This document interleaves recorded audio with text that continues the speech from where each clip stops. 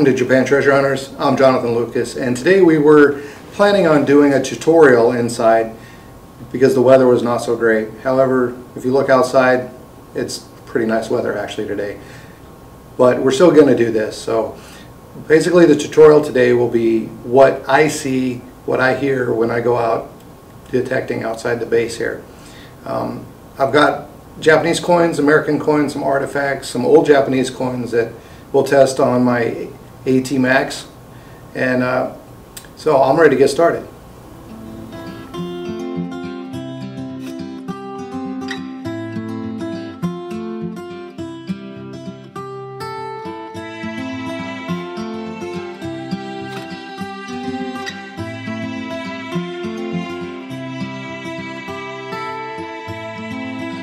Okay, so the first coins we're going to do are the American coins, as seen in this picture.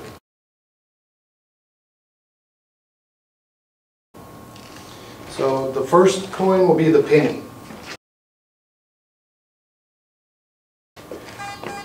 And as you can see, the penny's kind of bouncing around 70, 74, 75-ish in that area. It's not too solid.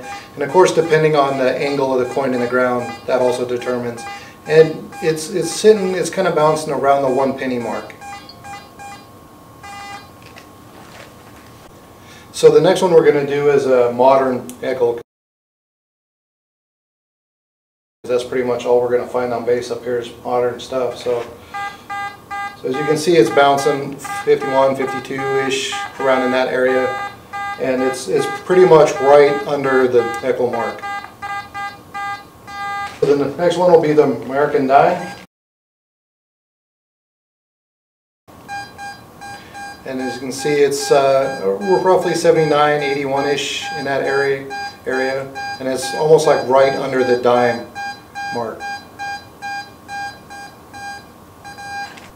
Alright, so the next is the American quarter.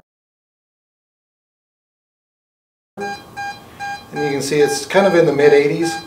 It'll bounce around, one up, one down for mid-80s, but it's not so bad. And it's like directly right under the 25-cent mark on the top. Alright, so next we're going to do the modern Japanese coins.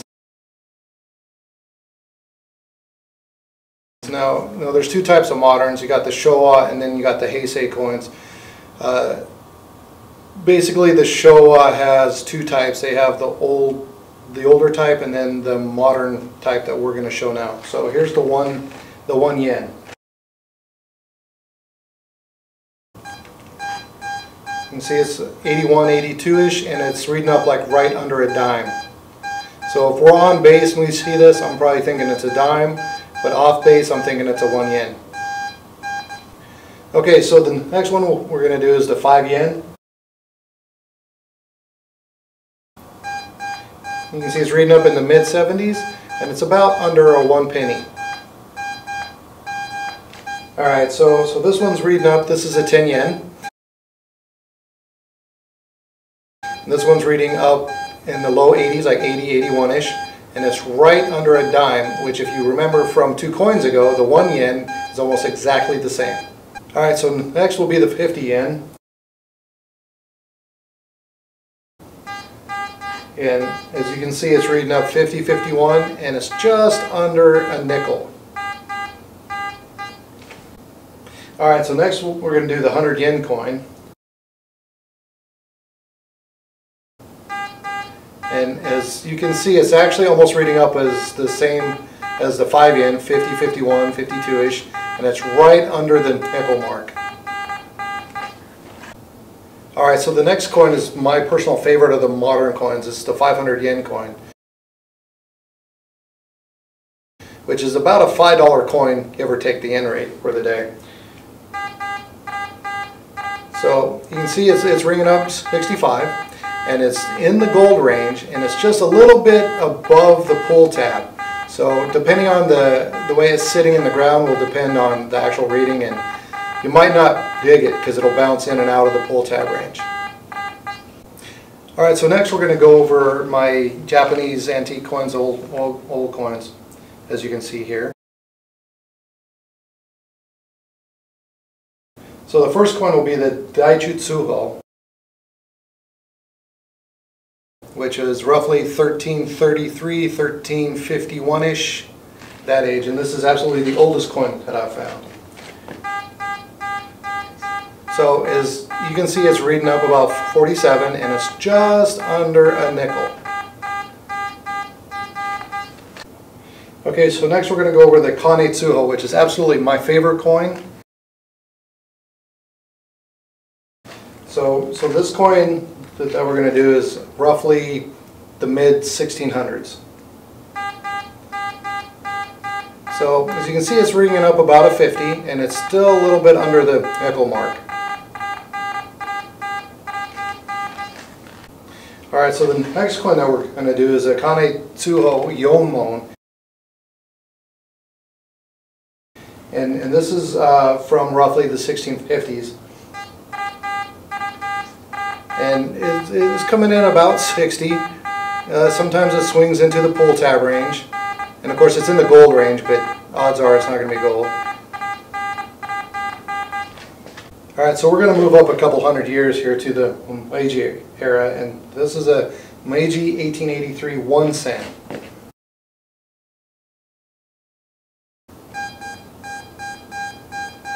And it's ringing up in the 80s, like the early 80s, which is a good tone, and it's right under a dime, in that area of a dime.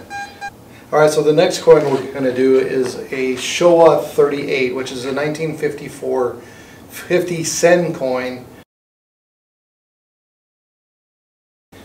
So here we go. And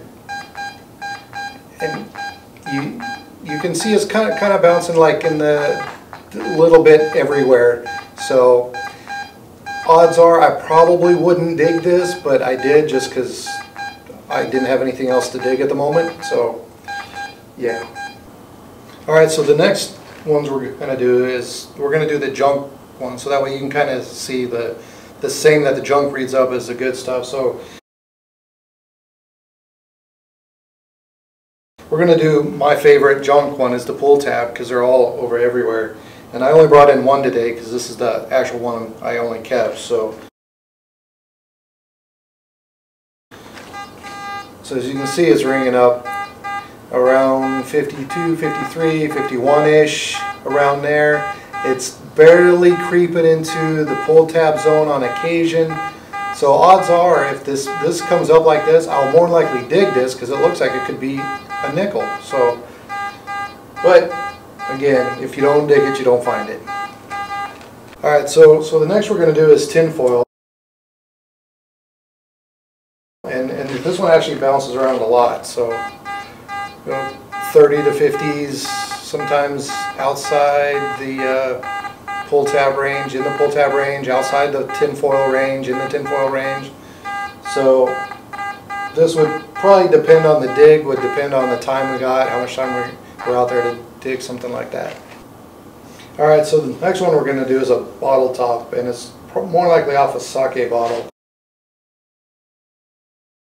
But pretty much these all ring up the same, and this is all over in the good area. Anything that's really above the 60s you try to dig into, and this is all over the place. So unfortunately this would get dug out too. Alright, so next we're going to do some screws, and they're down in the iron range. Except for this one decides it wants to play everywhere. But it goes back depending on how it's sitting in the ground. But odds are you wouldn't dig this one. And also this one here is like straight iron in the 30s. So probably what I would do is I would use my discrimination and discriminate up to above that level. So maybe I would set it at 35 so that way I don't hear these.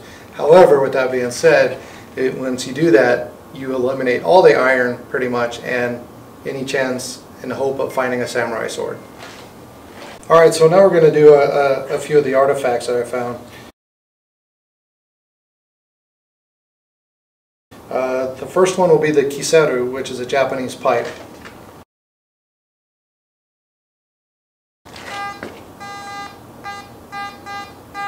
And as you can see, it's sitting right into the mid-50s, mid-60s, and I would think it was probably a pull tab. so I might not dig it. However, depending on what's going on and the time I got, I might do it. Alright, so the next one will be the Suet house seal. It's actually broken. There was a ring around it before, but the quick and down dirty history with this house seal is that a daimyo way back a long time ago went to a shrine and prayed for days on end. And his vision, he saw a horse and a rider, and on the horse he saw this symbol. And when the horse and rider went into battle, they won the battle. So he went back and he told his troops, and his troops said, "That's cool," so everybody got one. So this was actually found at Tokuda Castle on the trail on the way down. Tokuda Castle was abandoned in 1590, and Japan stopped using like bronze and copper and that type of stuff a lot for little things like this in 1668. So my rough guess is that this is at least 1559, but it could be older. So as you can see, it's ringing up like 80, 81-ish. So this would definitely be a tone that you would dig.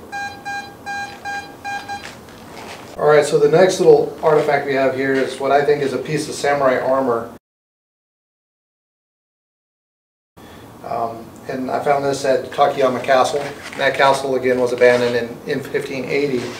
But as you can see, it's going from, you know, like early 80s to mid 80s, like that. This is another tone you definitely dig up.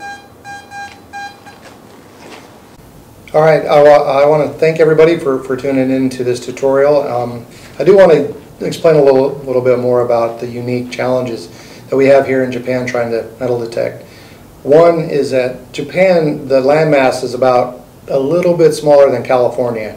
So you have to picture that there's 126 million people living in an area that's that small, but they can only live in 20% of the area because the other 80% is all mountains. So trying to find land to detect on is extremely difficult unless you go up and out and way out. Farmland here is used all year. Summertime they use it, fall, winter, spring. So trying to get permission from somebody to use their land is extremely difficult sometimes too. So that's why you see on my videos we go to mountain castles and parks and stuff like that instead of on people's property. Well, with that being said, still you can find, there's a lot of things to be found over here. Gold coins, silver coins, if you find them, that's amazing because they did not make a lot of them, and they're out there, but they're extremely hard to find. So I'd like to thank my subscribers, my viewers. You can catch me on Facebook, Instagram, obviously YouTube, because that's where we're at here. I got a few stores. I got a couple items on Amazon, Etsy, Suzuri, that's the Japanese store. So if you like the videos, don't hesitate to subscribe and like them and share them. Thank you.